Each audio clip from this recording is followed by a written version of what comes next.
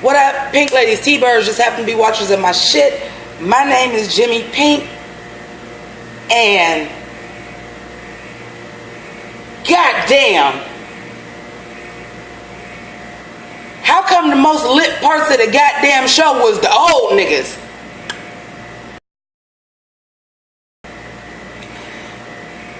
So anyway, today is day 11 of the Hunt for Pink October. For those of you guys that do not know what that is, I'm doing a video every day of October, so 31 days straight wearing pink, all 31 days, because I'm raising money for breast cancer. If you would like to assist with that, please check out my Patreon. On my Patreon, all October proceeds, which will be the proceeds that will come out of your account November 1st, will be donated to Susan G. Komen for the cure of Northeast Ohio. I would love if you would just like to support my channel, but right now, that's not what it's about. So if you would do that and cancel after November, that's fine. But YouTube is fucking with a bitch's coin. So if you like the channel, stay a while, help support me, and any little bit helps though. Right now, we about collecting this money for this disease. It's important to say, especially because I'm talking about the BET Awards, because breast cancer is the second largest killer of black women, and also we're a lot more susceptible to die from it because we don't like to check ourselves out. So ladies of all races, but especially black women, make sure y'all checking y'all shit. Do y'all self-exams. The shit's fucking important. I do have friends that are survivors. I do have an aunt that passed away from it. So this is something that's near and dear to my heart. I don't, take it lightly. Now let's get up in this shit. I got notes because I wasn't expecting to have a lot to talk about, so I'm like, let me note everything so that I can make this a decent enough video. But fuck the notes, because we only really got two things to talk about. I'm gonna get into the other stuff minorly, not as in depth as I took notes. But first and foremost, we got to talk about the motherfucking rap god. Oh my god, Eminem. Now when they said at the beginning of the broadcast, because BET is known for doing the ciphers. One of my favorite parts, well, it used to be until the cipher started to become bullshit. When they said a special freestyle from Eminem, I'm like, dope. Eminem gonna be a cipher. I feel bad for who Eminem is cipher, because Eminem ain't gonna come pre-written either. Eminem gonna come off the dome and Detroit versus everybody. Oh my God. That is not what the fuck I expected. Eminem, the original fucking woke bae, okay? People were shocked about this, and they was like, who knew Eminem was woke? Well, if you listened to Campaign speech last year, I knew he was. Couple things I want to say before I get into what he did, because that shit was so fucking epic. First and foremost, you have to understand Eminem's background. Now, I know we were talking about the BET Awards. I know a lot of my viewers are just watching this because they watch me. Some of y'all actually watch the BET Awards, but at the end of the day, it is the Black Entertainment Awards, and it's fair to say most of you guys that watch this or follow this are black. Fair enough, it's Black Entertainment Television. A lot of times what we neglect to remember, and shit, a lot of the motherfuckers that voted for Trump fail to remember that it ain't just the white man's country, it's the rich white man's country. So some of y'all poor white trash is right along with us. They ain't looking out for y'all best interest neither. They could give a fuck about you. They using you to divide us and to get in the office, and then they give two motherfuckers about you. Eminem understand that, because you know what? Eminem grew up poor and white. He was poor white trash. He was trailer trash. So not only, yes, he is a part of this genre that has traditionally been a black genre, and this is something that he loves, and this is what he does, and he understands that this is the way that made him a millionaire. And for those of y'all that watch my Claws reviews, I said that about the Dixie Mafia, and I was talking about one of the characters on there too, about a lot of times it ain't about race as much as they be trying to make it about race. It's the 99% versus the 1%. Point blank fucking period. That's what it really is.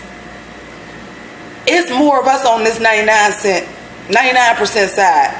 And we ain't all black, we ain't all gay, and we ain't all female.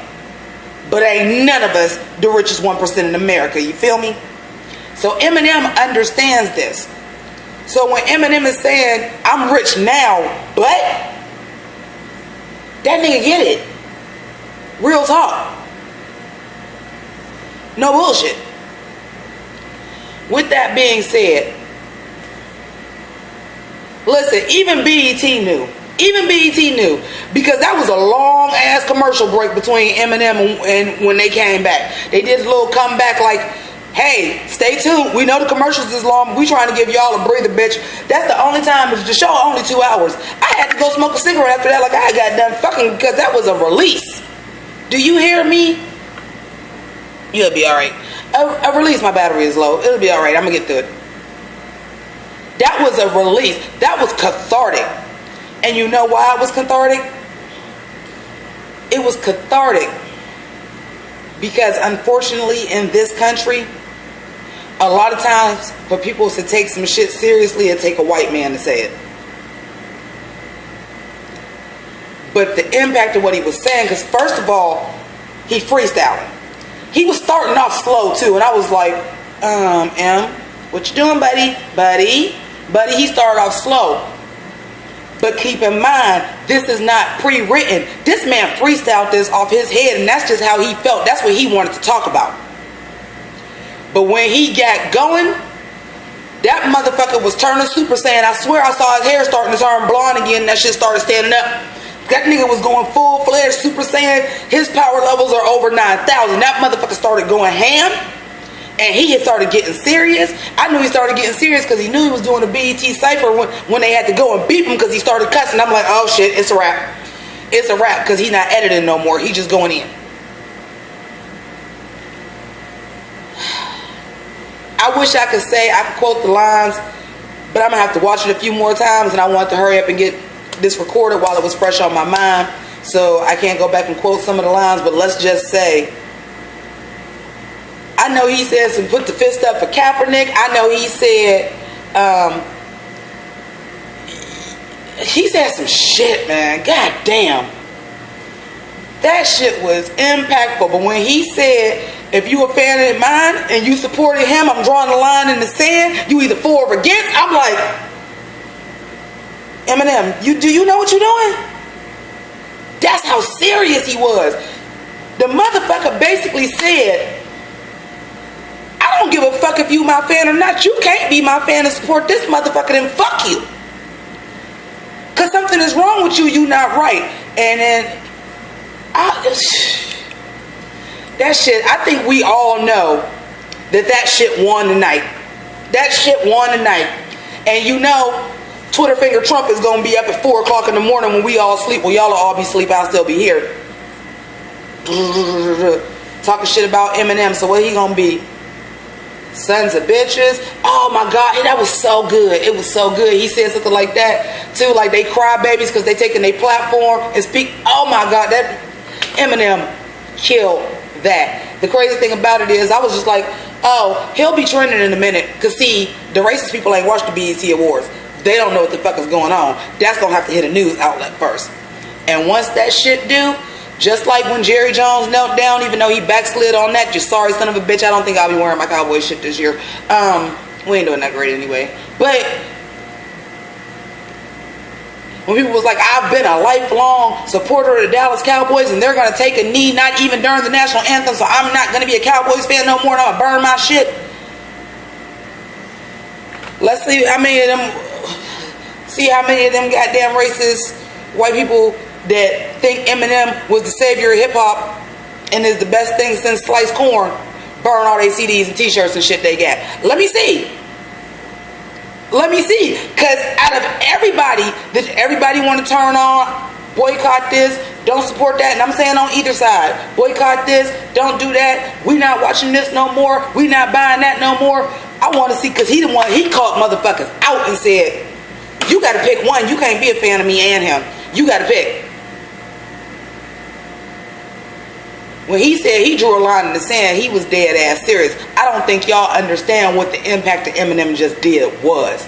That's why I said I took all these notes. We ain't even got time to go over fucking notes. Because this Eminem shit is going to be something serious come tomorrow morning. Just you wait, Henry Higgins, just you wait. Contest time. If you know where I got that from, be the first person to comment below. We'll do a prize. Keychain.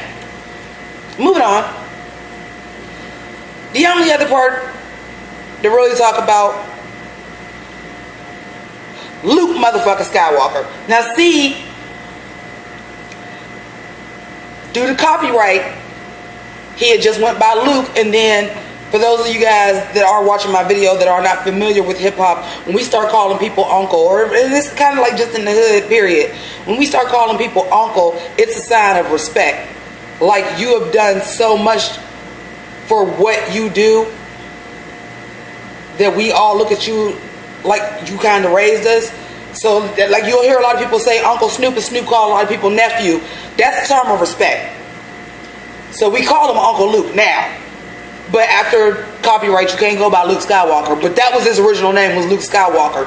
Dope, right? But Luke. And when he was doing this speech, he was sounding a little bit bitter boots. I ain't gonna lie. At first, he was sounding a little bit bitter boots. But at the same time, I feel it. I don't think y'all understand the impact of what 2 Live Crew and what Uncle Luke did. He is the reason why there's a parental advisory sticker. He is the reason why Al Gore's wife went and fought for songs that to be censored. He did get arrested just for performing. And I do absolutely believe him. Now, I never felt that way. Of course, here in the Midwest, we wasn't hip-hop either. We didn't have nobody that even came out of the Midwest until Bone. Northeast Ohio represent. But we wasn't hip-hop neither.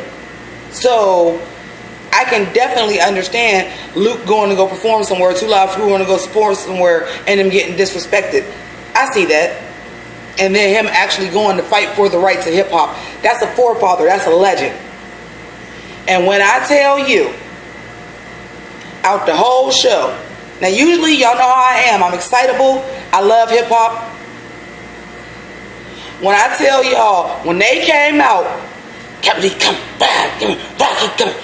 coming.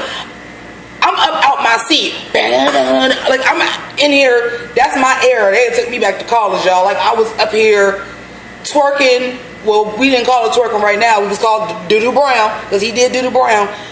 That shit was so lit. Trina came out. Who invited Flo Rida? I understand you from Florida, but no ma'am. No ma'am. Not doing the verse that you did from the song that you did. No ma'am. Trina actually did the first verse on Scar. Trina is not on that song, for those of y'all who know who Trina is. But speaking of, but that shit was lit, and that was the end. But I ain't gonna lie to y'all. When I tell you I was pissed off that they didn't give me, she ain't nothing but a hoochie mama, hoochie mama, she ain't nothing but a hoochie mama. I felt the way, because I was waiting for that song. That was one of their bigger songs because it was on the Friday soundtrack. I was like in shock and awe that they didn't do that. However, there was some songs like the birthday song. I know it. That wasn't never one of my favorites, but I also realized that they are in Miami, so they were probably doing the songs that were more popular in Miami that are for real legendary songs. But they in their hometown, that's how you do it. And I love when people have tributes and they are still spry enough and able to perform themselves, especially when they don't look like a piece of their former selves. Like, Luke didn't do a lot because Luke wasn't the rapper, but he was on stage, he was performing, he was enjoying himself. He didn't look dated or old. I mean, you know, he's older, but I'm saying, like, you know, sometimes people go up there to perform themselves, like Mariah Carey did on the Hip Hop Honors, and was like, I'd rather you not even perform, because you just reminded me of the good old days and you don't need to be doing it no more. I didn't feel that way with Luke. I do want to talk about the opening. For it to be in Miami and to do the DJ Khaled with Trick Daddy, T-Pain, Plies looking like Michael Run DMC, but all like the Florida rappers on there. That was dope. That was the next best performance. So again, I'm like, why is everything dope off the old heads? Now, I love Cardi B. For those of y'all that don't know, I have been waiting for the anti-Nicki Minaj for a long time. Cardi does actually have bars. I really hope that she capitalizes on her success right now, because people will forget about you in music very easily. Music is very fickle, and people do not have the longevity. They're not waiting for Cardi B's next single. They'll move on fast. So I hope she capitalizes on it, because I have heard some of her stuff. Bitch got bars. Like, I kind of hate the fact that Bodak Yellow is the song that blew up for her because she's rapping in somebody else's style. That bitch got bars, for real. She has set pieces, because I'm gonna get to that in a minute. That set piece when she was coming out the bodega and like the dudes was shooting dice and everything, I was here for it. I was like, all right, come on, set pieces, because we ain't got no set pieces yet. That was the first and only set piece we got, unless you want to include Uncle Luke, because he had like the stripper poles, which you have to understand the whole stripper culture. Oh yeah, also started with Uncle Luke. But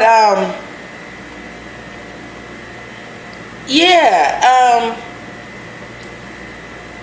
I'm like, Cardi, you was a stripper, right? And I understand you ain't gotta dance, you make money moves, but can you move your ass across the stage and not stand in one place? I'm like, you gotta probably be, that's an advantage as a performer. Straight up. No disrespect to Cardi. Cardi did what she had to do. She made it out the strip club. Good for her. Another thing about her is she is ghetto as fuck, but she her, so I don't mind it, because it's not like you putting on an act. You just you.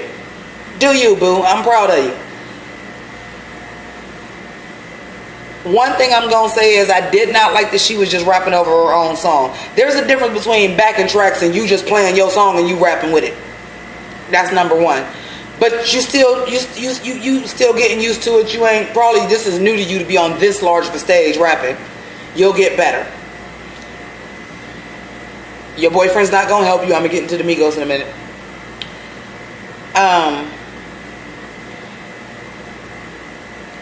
But you a stripper. You was a stripper.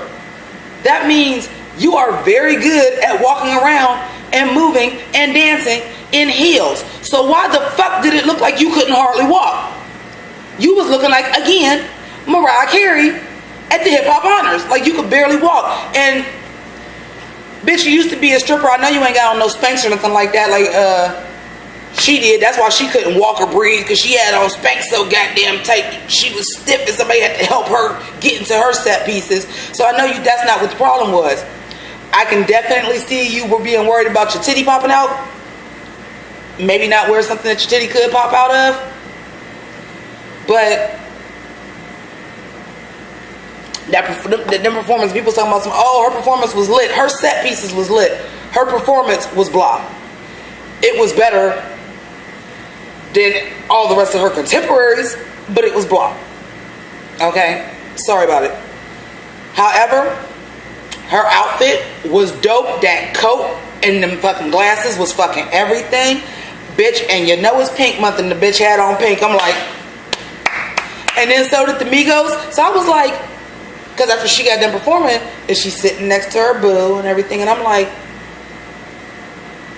oh, they all match.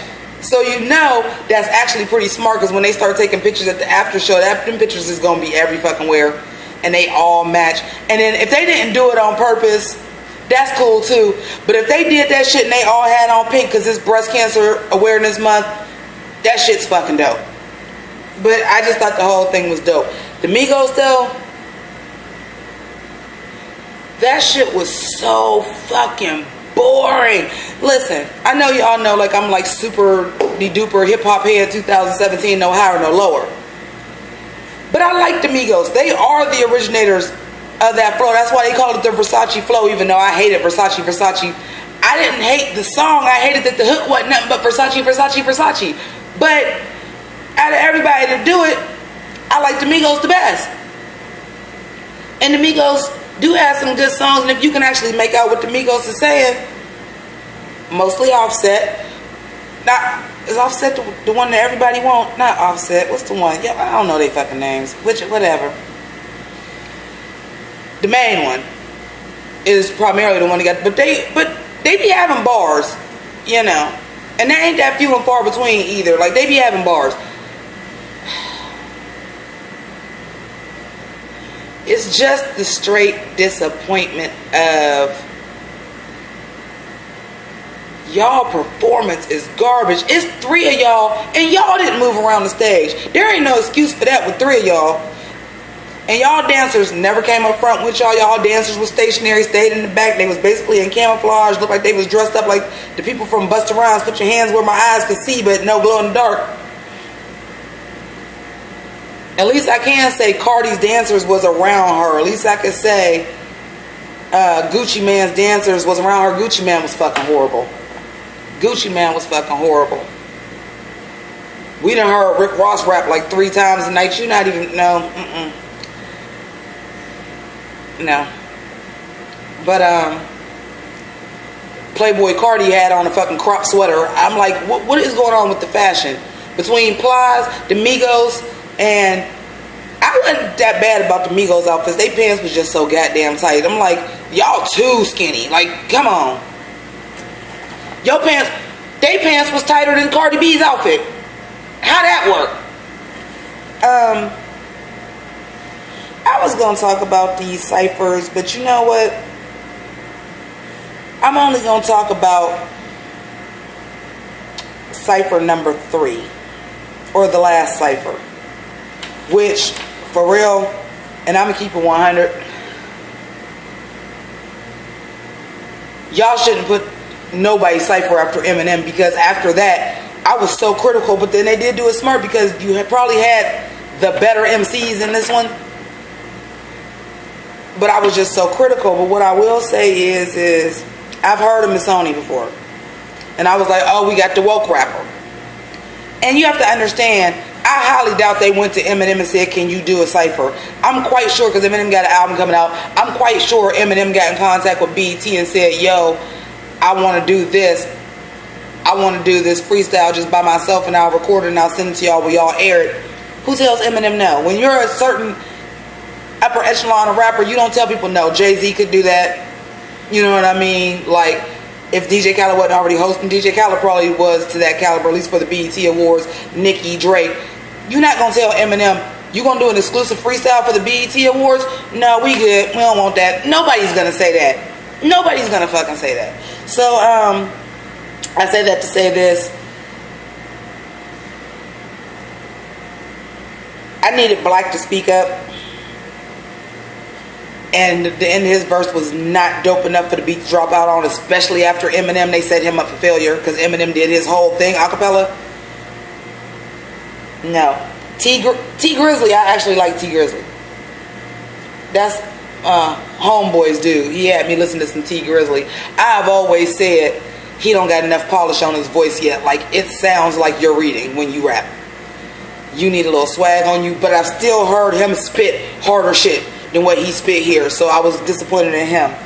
Missoni, I'm like, like I said, the woke rapper. You gotta have one. You always gotta have one. You can't have everybody talking about shooting, being flashy, especially when you trying to have a show that's got woke moments. But I liked him. I liked what he was saying. I liked his flow. I liked his delivery. I liked his bars. Like, he was dope. Axel Leon, I was feeling it. Like I said, there was a few people in the ciphers that I was like, that's a spitter. There's rappers and there's spitters. Eminem is a spitter. Busta Rhymes is a spitter. Okay? DMX is a rapper. I mean, there's spitters, they're rappers, and they're MCs. I'm not about to explain all of that to y'all right now. Maybe another day. But I like spitters because I'm a spitter. I like spitters. Spitters is like you can feel it in your soul. Them motherfuckers is just got a tornado going like this and it just come out. And you can just tell. Axel Leon is a spitter. Lil Sim, she was British. She was nice. She was giving me Dizzy Rascal. Now I know that's not everybody's cup of tea, but it is my cup of tea, and I was feeling her. Album of the year went to Kendrick Lamar. That was kind of shocked. I'm just kind of going through a couple of the things. Gucci Mane's Fiance and Black China. I'm like, look at these two platinum blondes, super modified bodies looking like fucking twins. This shit ain't cute no more. Y'all really think that's hot? I'm like, they look misshapen to me. I'm sorry. That shit's not cute. And then you look at when they was doing the Luke segment, and he always had girls in his videos shaking their ass, no clothes on, thongs and stuff like that. They didn't look like that. I don't know what y'all obsession is with women that look like they modified. Wouldn't you rather have natural? Whatever. That's Luke. Sci-Hi the Prince. Now you talk about this cipher real quick. Sci-Hi the Prince. I'm gonna put it to you like this. I hope that he was freestyling. If he was freestyling, he was dope as fuck. If he wasn't, some of them punchlines was fucking whack. Sorry about it. Some of them was dope. But some of them was corny as fuck. He had a little Big Sean going on. Like, I hope if he was freestyling, that was dope. And then I want to talk about the Belly from Canada. I liked him. Fat Joe, what are you doing? You was rapping with Big Pun and Remy Ma. What? Fat Joe, that was fucking trash, dude. That was trash, my dude. I don't know what. That was trash, my dude. I'm sorry, that last one was Cypher 4. It was somebody, okay, this was the first time I heard Spitters. Cody Shane was the girl. She just sounded like she was nervous. So I'm like, I'm going to need you to come harder. You sound like you was nervous. Ali was the first one that I was like, that's a spitter. He was the first person out of all the ciphers. I was like, that's a spitter right there. He was the first one. His delivery was good. The confidence was there. That's what I mean by a spitter. Like, you could just tell, like, that shit is in their soul. Just, ugh. And then this dude, J.I.D. He was the first person that he said a line when he said something about touching, touch boys like me. He said something about Africa Bambaataa, but he cut himself off. That was my first audible, ooh, oh. See, when you watch people freestyle, like, if you don't get that reaction, they not dope. You got to get that reaction at least one time in a freestyle, or else you ain't dope. With that being said, the first cipher was all Florida. The first dude, Ball Greasy, I had to write him down because he was talking about all the rappers, and he went through the whole Dipset, and as y'all can see, I love my Killer Cam, as y'all can see. So I was like, shout out to you. But I was actually, people saying the Florida cipher sucked. I thought they were all pretty good. The Slump God, I forgot what his first one was. The Slump God. Listen, I have been hearing about the Slump God, and I just was like, that dude, he sound like the rest of these young dumbass rappers with these dumbass names like Lil Yachty and all of them. I gotta really stop discriminating. That's why I was late to the Cardi B party. I gotta really stop discriminating against these young dudes in rap, because the Slump God, that dude went in. The Slump God went in. Okay, he did. But yeah, Cardi B came up with a lot of big wins. Kendrick won Album of the Year, which I was actually very shocked about. We seen Cat Williams. I like this plaid suit. I hated every single song nominated for Best Collaboration, including Wild Thoughts, but that was the best one, so I'm glad it won.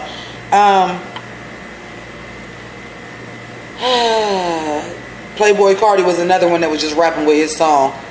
At least Cardi actually was still rapping over here. She ain't never stopped. This dude just stopped rapping at one point, and it was just his song. So Playboy Cardi passed. And I think that's really it. Oh, that's what I said. That's the note. Busta Rhymes' jacket was fire. It was. I'm a sucker for a motorcycle jacket. Like, I have to stop myself because I only own one.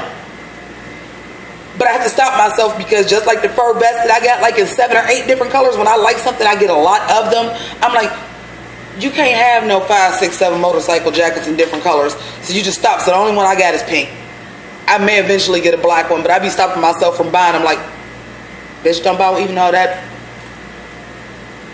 quiet is kept. Forever 21 be having some cute shit, and they got a navy blue, like metallic, like it's got like an iridescent to it. I'm like, I may have to get that navy blue one because I wear a lot of navy blue, and at least that's neutral.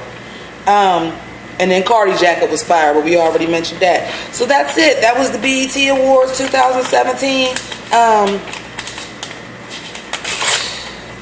All in all, they could have kept all of it but Eminem and Luke. The intro was cool, but had it not been set in Miami, we wouldn't have had that intro. Had it not been set in Miami, I don't know if they would have honored Uncle Luke.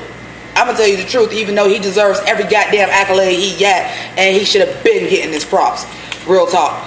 But that's it. So I just want to remind y'all once again what the reason for the season is, which is breast cancer awareness. So please donate to my Patreon, even if it's just for this month. For Susan G. Komen for the Cure of Northeast Ohio.